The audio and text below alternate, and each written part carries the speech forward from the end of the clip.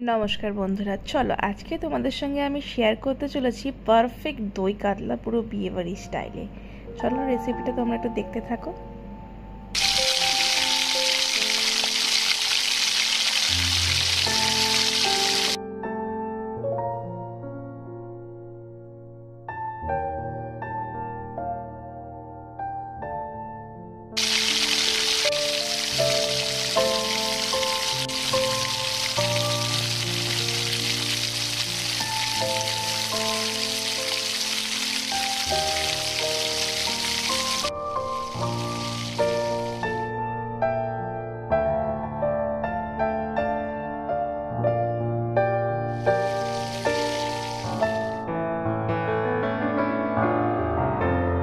এতদূর ভিডিওটা দেখে তোমাদের কি মনে হলো?